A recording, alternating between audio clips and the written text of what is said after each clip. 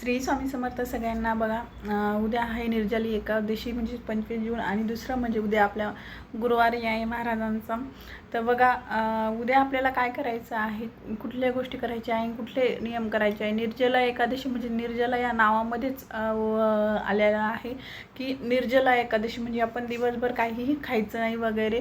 आता ज्यांना शक्य नसेल असं म्हणलं जातं की ज्यांना आपण ज्या वर्षभराच्या एकादशी असतात जे ही एकादशी केल्याने किंवा मग आषाढी एकादशी किंवा कार्तिक एकादशी आपण तर करतच असतो, पण निर्जला एकादशीलाही तेवढंच महत्त्व आहे जेवढं आषाढी एकादशी कार्तिकी एकादशीला आहे तेवढंच निर्जला एकादशीलाही आहे। त्यामुळे आपण जेवढ्या वर्षभराच्या एकादशी करत नाही तेवढ्या एकादशीत आपण समजा यावेळेस केल्या, उद्याची एकादशी केलं तर त्याचं फळही आपल्याला मिळतं।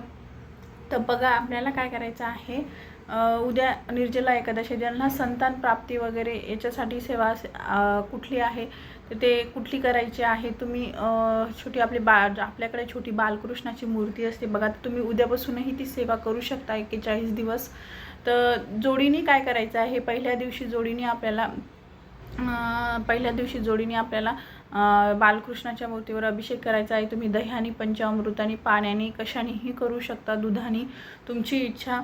तर अभिषेक करत असताना काय म्हणायचे, ओम नमो भगवते वासुदेवाय नमः या मंत्राचाही जप करू शकता तुम्ही, किंवा मग संतान प्राप्तीसाठी आपल्याला याच्यावरती मंत्र दिलेला आहे बघा, नित्यसेवामध्ये दिलेला आहे, तर त्याच्यामध्ये तोही मंत्र म्हणू शकता। तर दोघांनी म्हणायचा आहे बघा, दोघांनी अभिषेक करताना दोघांनीही मंत्र म्हणायचा असतो। म्हणजे तुम्हाला पहिल्यांदा तुम्ही 41 दिवसाची सेवा करणार असाल तर तुम्हाला पहिल्या दिवशी दोघांना सोबतच सेवा करावं लागेल, आणि जे ते तीर्थ असतं तुम्ही संकल्पयुक्त करू शकता 41 दिवसासाठी, कारण की उद्याचा दिवस खरंच खूप महत्त्वाचा आहे।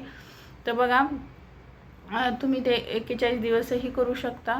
तर दोघांना जर खरंच टाईम असेल तर दोघांनी 41 दिवस केलं तर खूप चांगलं, आणि नसेलच तर समजा पहिल्या दिवशी स्टार्ट समजा दोघांनी करायचं आहे, नंतर मग एकट्या स्त्रीनी जरी केलं तरीही चालेल। तर बघा, अशा पद्धतीने करायचे। नंतर तुम्हाला काय सेवा करायची बघा, श्रीमद भगवत पारायण जे आपण एकादशीला वाचत असतो ते तुम्हाला वाचायचे। कितीही खरतड पितृदोष असू द्या, तो तुमचा प्रत्येक एकादशीला नक्की करा बघा, तुम्हाला स्वतःला अनुभव येत जातील। तुम्हाला श्रीमद भगवत पारायण वाचायचं आहे। नंतर तुम्हाला काय करायचं आहे, आपण गीतेचा 15वा अध्याय बघा, आता अधिक मासामध्ये आपण तर सगळ्यांनीच वाचलेलाच आहे, पण आता परत आपल्याला उद्या गीतेचा 15वा अध्याय 18 गीतेची नावे तेही आपल्याला कोणाकोणाची तर पाठही झाली असतील बघा, तर तेही आपल्याला वाचायचं आहे। नंतर काय करायचं आहे, विष्णू सहस्रनाम, व्यंकटेश स्तोत्र, तुम्ही व्यंकटेश स्तोत्र ही रात्री 12 वाजता 3 दिवसाची सेवा करू शकता उद्यापासून, पण उद्याही केली तरी चालेल। 21 वेळेस तुम्हाला व्यंकटेश स्तोत्र वाचायचं आहे 12 वाजता, किंवा मग तुम्ही एका दिवसातही करू शकता ती रात्री 12 वाजता, कारण की साक्षात तुम्हाला भगवान विष्णू आशीर्वाद देतील। रात्री 12 वाजता तुम्हाला वाचायचं आहे शुश्रुत होऊन। तर बघा, त्याच्यानंतर तुम्हाला काय करायचं आहे, विष्णू सहस्रनाम पण वाचायचं आहे। तुम्ही रात्रीही वाचू शकता, दिवसभरात कधीही वाचू शकता। तुम्हाला गीतेचा 15वा अध्याय वाचायचा आहे, विष्णू सहस्रनाम, व्यंकटेश स्तोत्र आणि श्रीमद भगवत पारायण हे वाचायचं आहे। आणि या दिवशी असं म्हटलं जातं की तुळशी मातेलाही उपवास असतो।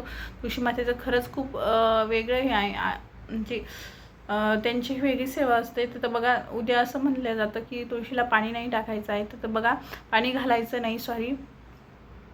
तर ते आपण जेवढं आपल्याला माहिती आहे तेवढं आपण करू शकतो।